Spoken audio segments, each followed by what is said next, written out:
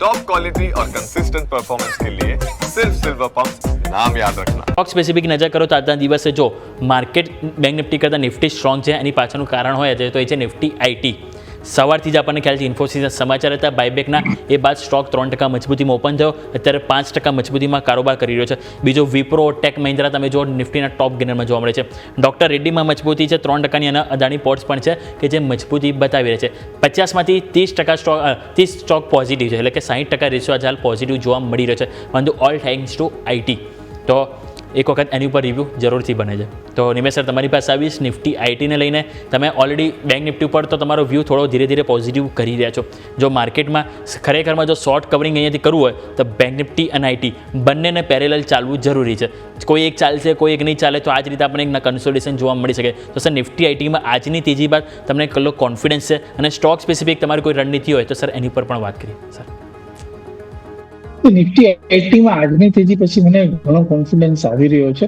Particularly તમે જો તો ડેઇલી ચાર્ટ્સ ઉપર એક double bottom kind of structure બની રહ્યું છે.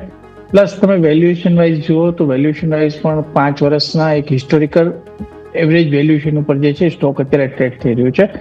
પ્લસ જે પ્રમાણે અત્યારે આપણે એક વ્યૂને લઈને ચાલતા હોય છે, પરંતુ મહત્વનો વ્યૂ જે છે એ મેનેજમેન્ટનો ગણાતો હોય છે. અને જે પ્રમાણે આપણે ઇન્ફોસિસની અંદર અત્યારે બાયબેકની વાત કરી છે, સતત મેનેજમેન્ટ જે છે કોન્ફિડન્સ દર્શાવી રહ્યું છે કંપનીની અંદર, એ મહત્વપૂર્ણ બાબત છે. ને એની હિસાબે હું માનું છું કે સ્ટોકની અંદર જ્યાં આપણે સર્વત્ર અત્યારે આઈટીની અંદર નિરાશા દેખાઈ રહી હતી અને સ્ટોકના વેલ્યુએશન અત્યારે રોક બોટમ તળિયા ઉપર પહોંચી ગયા છે, ત્યારે આજના જે કંઈ પણ એનાઉન્સમેન્ટ છે હું માનું છું કે એક નવું પ્રાણ પૂરવાની વાત છે.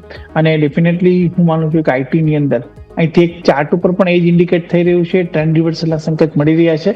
હાલાકી એનું આપણે કન્ફર્મેશન જે છે એ ઉપરની તરફ 35,500 ઉપર જો નિફ્ટી આઈટી નીકળે છે તો આપણે મળશે. એટલે હું માનું છું કે ચોક્કસપણે આઈટીની અંદર વ્યૂ બુલિશ છે, અને અહીંથી ટ્રેડિંગ પોઈન્ટ ઓફ વ્યૂથી 35,500 ઉપર નીકળે છે તો ખરીદી કરીને ચાલુ છે. પરંતુ ઇન્વેસ્ટમેન્ટ પોઈન્ટ ઓફ વ્યૂથી અહીંથી ડાઉન સાઇડ હું માનું છું કે ઘણી લિમિટેડ છે, અને એક્યુમ્યુલેટ કરવાની સલાહ છે. વ્યૂ બુલિશ છે.